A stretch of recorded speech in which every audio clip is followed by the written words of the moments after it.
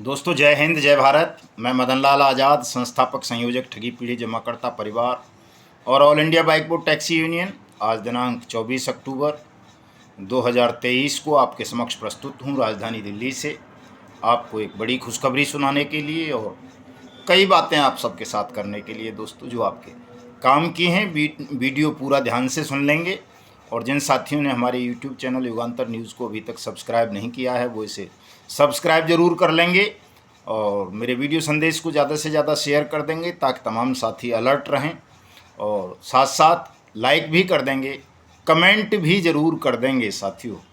और चूँकि आज असत्य पर सत्य की विजय का, धर्म का लोक पर्व दशहरा विजयदशमी का शुभ अवसर है, इस अवसर पर मैं आप सबको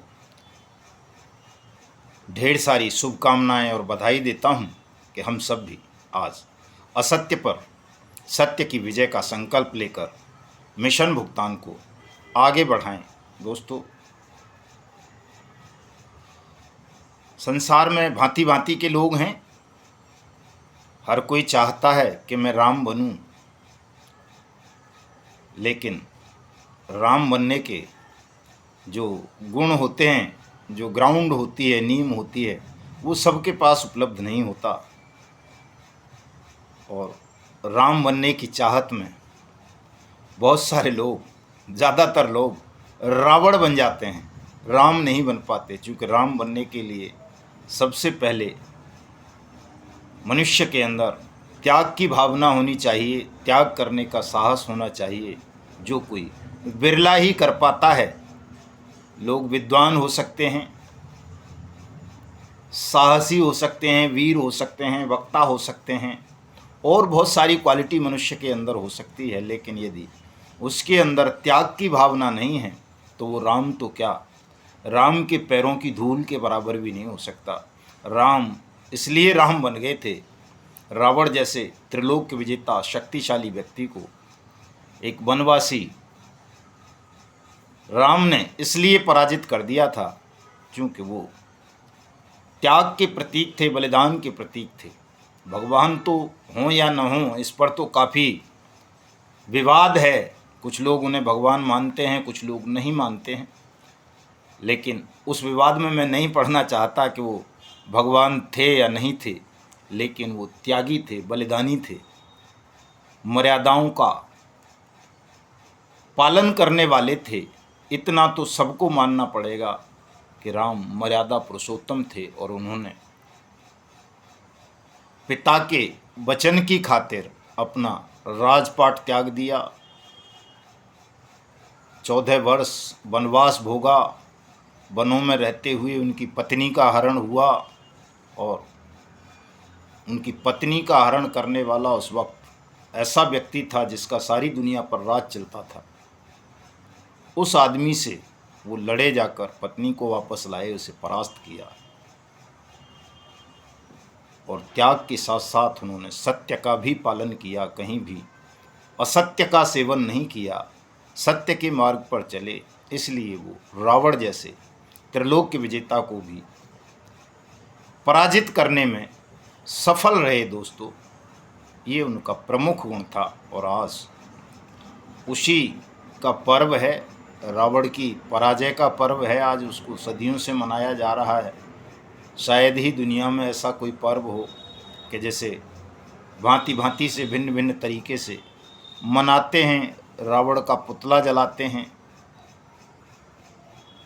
और सत्य की विजय का पर्व मनाते हैं। वैसे भी हम तो लोकधर्मी देश के लोग हैं और उत्सव धर्मी है हमारा देश। यहाँ तो हत्याओं पर भी और जन्म पर भी, दोनों पर जश्न मनाए जाने की परंपरा रही है हमारी। तो साथियों, मैं अपने तमाम साथियों से, जो भी हमारे तप जप के साथी हैं, ठगी पीढ़ी जमाकर्ता परिवार के साथी हैं, उन सबसे कहना चाहता हूं कि यदि आप सत्य का सेवन करोगे, सत्य के मार्ग पर चलोगे और राम और लक्ष्मण की तरह एकजुट रहोगे, किसी भी परिस्थिति में अनुशासन का पालन करोगे, तो निश्चित रूप से आप ये जो ठगों के खिलाफ लड़ाई चल रही है, आपकी भुगतान की लड़ाई चल रही है, इसमें निश्चित रूप से जीत जाओगे।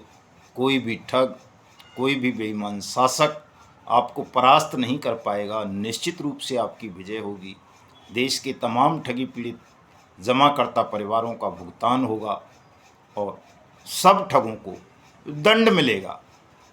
हमें केवल सत्य का सेवन करना है, सत्य के मार्ग पर चलना है, और सत्य भी कोई सामान्य सत्य नहीं, लोक कल्याण वाला सत्य, जिससे लोक का कल्याण हो, राष्ट्र का कल्याण हो, राष्ट्र की एकता, अखंडता, वैभव को मजबूती मिले। हमें उस सत्य के मार्ग का अनुसरण करते हुए आगे बढ़ना है, ठगों का उन्मूलन करना है, आप सबकी मेहनत का पैसा आपको वापस दिलाना है। दोस्तों साथियों, बड़ी खबर आपको बता देता हूँ।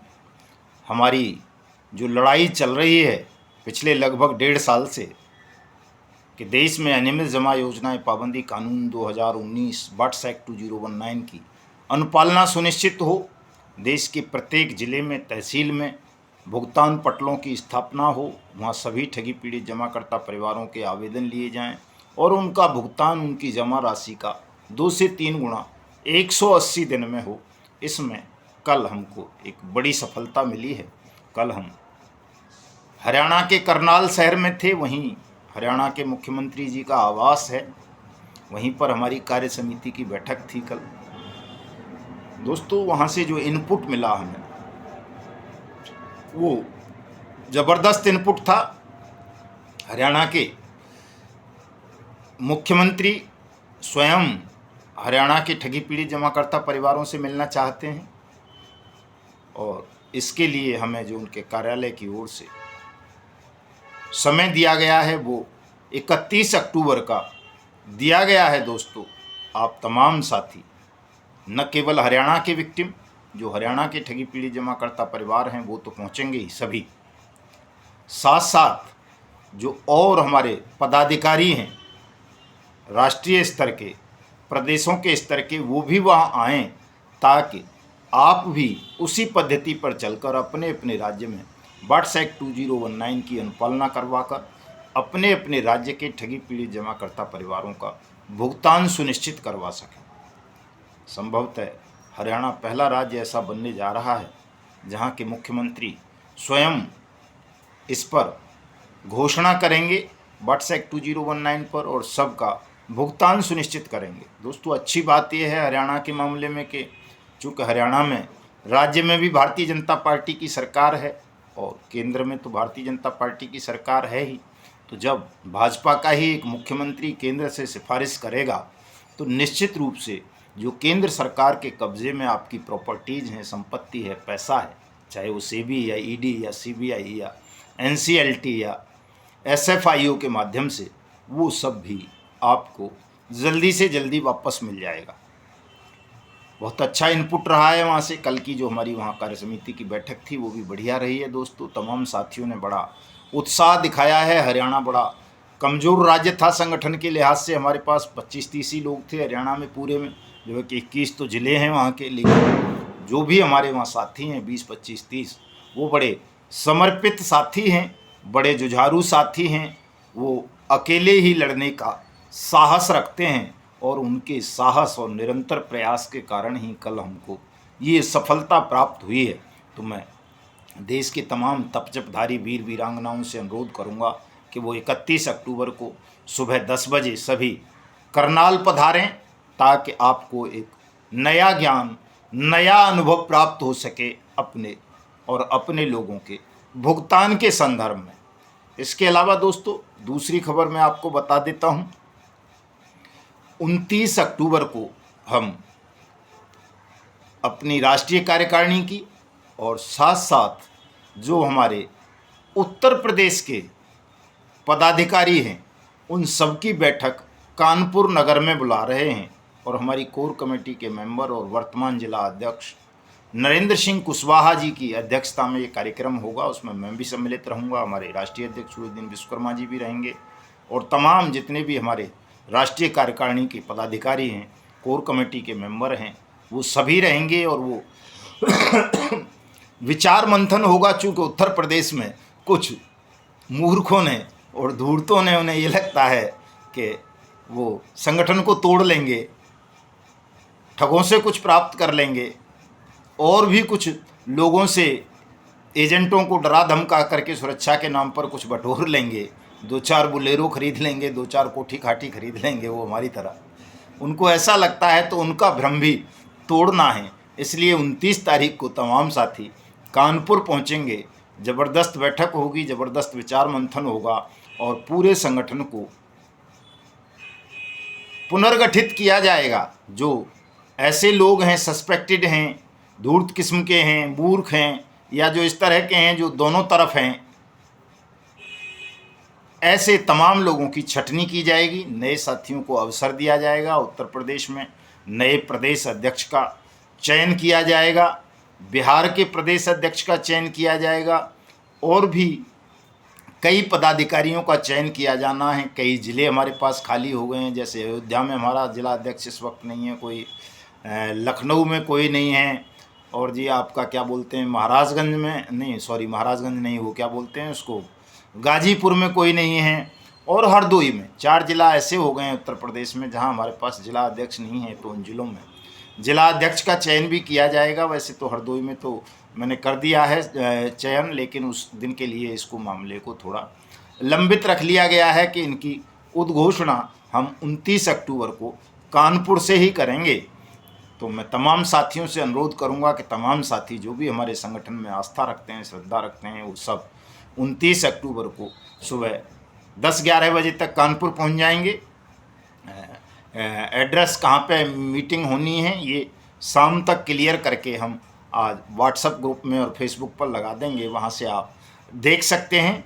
और अगला कार्यक्रम उसमें एक और तय किया जाएगा कि यूपी के मुख्यमंत्री योगी आदित्यनाथ जी से मुलाकात का समय भी 29 तारीख को ही हम निर्धारित कर लेंगे कि उनसे कब मिलें, ताकि उत्तर प्रदेश के लोगों के भुगतान का मार्ग भी उसी तरह प्रशस्त हो सके जिस तरह से हरियाणा और बिहार में उम्मीदें प्रबल हो गई हैं भुगतान की। दोस्तों, चूँकि बिहार के मुख्यमंत्री ने भी काफ़ी सख्त स्टेप ले लिया है ठगों के खिलाफ, और तमाम जिलाधिकारियों के संबंध में उनको कई आदेश इशू कर दिए गए हैं कि तुरंत जो है भुगतान की प्रक्रिया को शुरू किया जाए।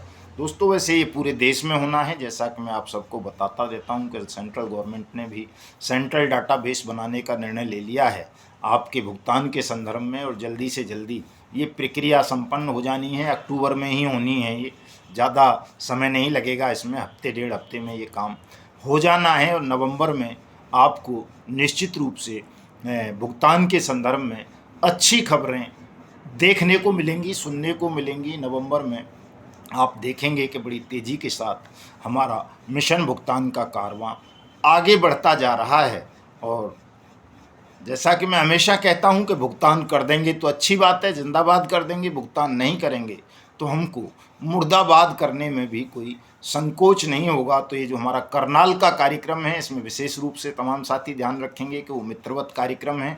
हम बतौर पीड़ित वहाँ जाएंगे, कोई हमारा नेतागिरी का लक्ष्य नहीं है, राजनीति का लक्ष्य नहीं है कि हम वहाँ मुर्दाबाद करें, जिंदाबाद करें। हम एक अपनी पीड़ा व्यक्त करने मुख्यमंत्री जी के पास जा रहे हैं, और निश्चित रूप से वो गंभीरता से हमारी पीड़ा को ले रहे हैं, और उस दिन सबका समाधान होगा। इसलिए तमाम हरियाणा के साथी, तमाम राज्यों के साथी करनाल पहुँचेंगे निश्चित रूप से। और साथ साथ चूँकि आज 24 तारीख हो गई है, कल 25 है, परसों 26 है, 26 अक्टूबर को हमारा देशव्यापी ज्ञापन सत्याग्रह का कार्यक्रम है। तमाम साथी अपने अपने ज़िलों में, अपनी अपनी तहसीलों में एसडीएम साहब को या तहसीलदार के माध्यम से या जिला कलेक्टर के माध्यम से या एडीएम या सिटी मजिस्ट्रेट के माध्यम से या अपने क्षेत्र के एमएलए या एमपी के माध्यम से एक ज्ञापन अपने अपने राज्यों के मुख्यमंत्री और प्रधानमंत्री के नाम वाट्स एक्ट 2019 की अनुपालना और अपने जमा धन के भुगतान की वापसी के लिए करेंगे। मैंने फेसबुक पर लगा रखा है, मदन लाल आज़ाद नाम से है,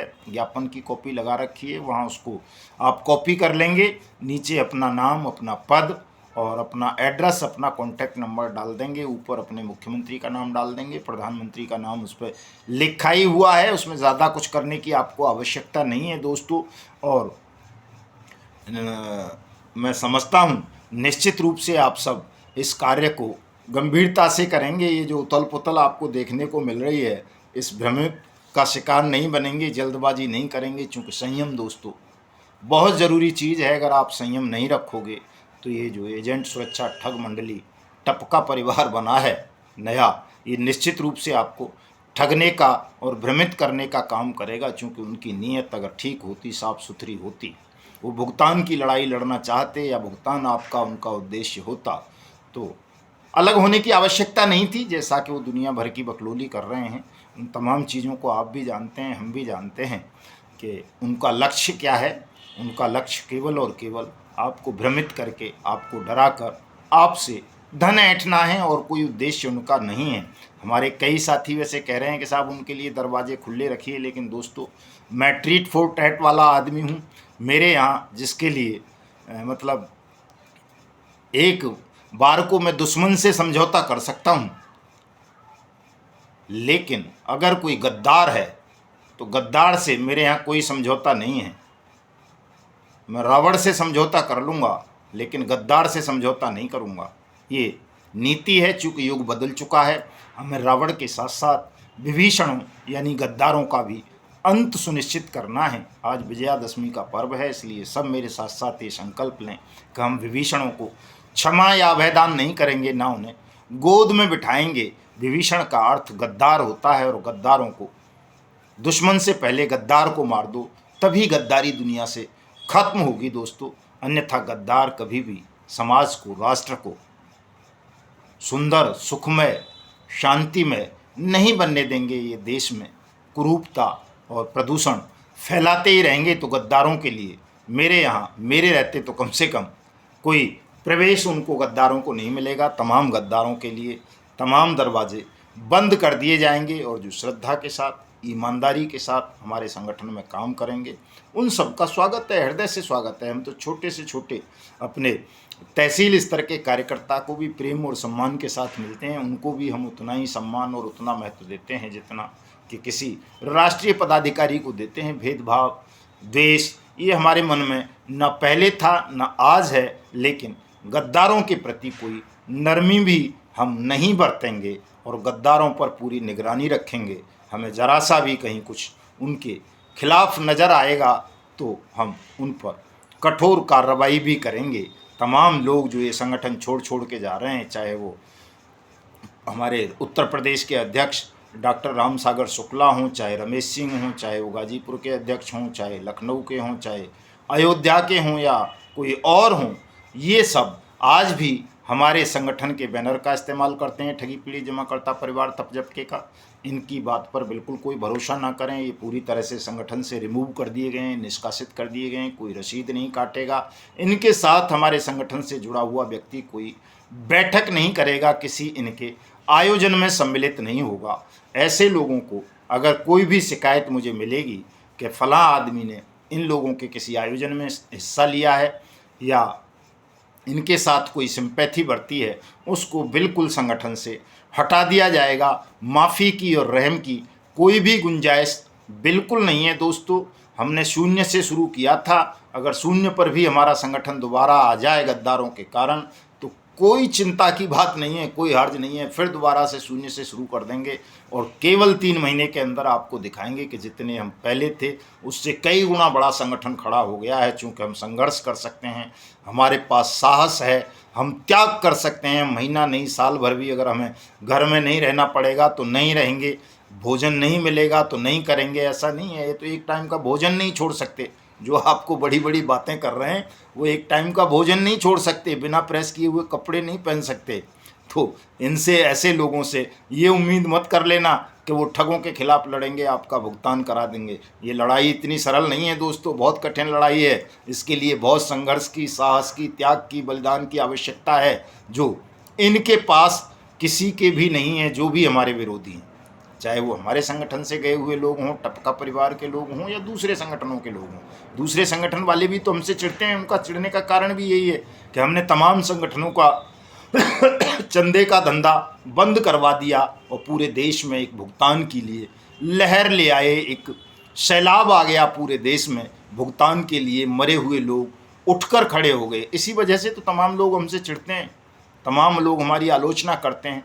तो आपको किसी को भी तनाव लेने की आवश्यकता नहीं है। 3 महीने के अंदर अंदर हम इससे भी कहीं ज़्यादा बड़ा संगठन और सैलाब देश में लेकर के आएंगे, प्रत्येक व्यक्ति का भुगतान कराएंगे और हिंदुस्तान को ठग मुक्त एवं बेईमान रहित राष्ट्र राज्य के रूप में स्थापित करेंगे। क्योंकि आप जितने भी साथी हैं, चाहे निवेशक हों, चाहे ईमानदार एजेंट साथी हों, वो सब हमारे साथ हैं। हमको मालूम है सशरीर ना हो, लेकिन मानसिक रूप से वो हमारे साथ हैं।